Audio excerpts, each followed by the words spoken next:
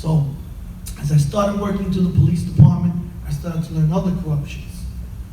I started to learn that they were violating people's Sixth Amendment right. And the Sixth Amendment right to be informed of charges generated against him or her, right? This is the part of the Sixth Amendment people don't really pay attention to.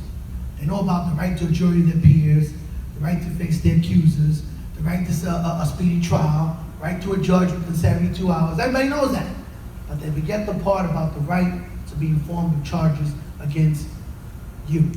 Because the British will lock people up and say, hey, you're under arrest, grab them, stick them in jail for 6 months, and she never knew what the heck she was arrested for.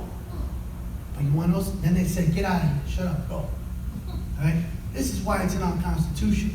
Well, the police department grabs people, and I like to call it walking while being black, or walking while being Hispanic, or just walking by being a white guy in a minority neighborhood, because they stop you for that too. Right? Because how dare you, white in a minority neighborhood? So, what they do is they take your name, date of birth, and address, and then they bring you in, and they might issue a summons for whatever the reason was. Or they let you go. Now, when they let you go, which happens to thousands of people every year, not just in New York City, in New York State, okay? They don't tell you that they're generating a voided arrest record on you. And then they seal that arrest record without your knowledge. And they seal it without the knowledge of the courts.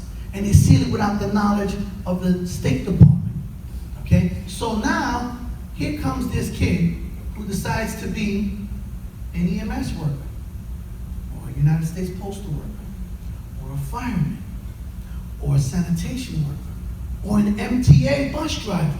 Guess what happens? He puts down an application, never been arrested, because he was only stopped and they let him go. Now they can do this to you without handcuffing you, without fingerprinting you, without photographing you, just bringing you in and getting your name, date of birth, and address. I can get that off you in the street. Okay? Now, you put on that application, no arrest record. Well, guess what happens? You just got disqualified because you omitted information, which is grounds for termination or to be fired. Okay? This is what happens every single day. So the justice that I could not give as a cop, now I give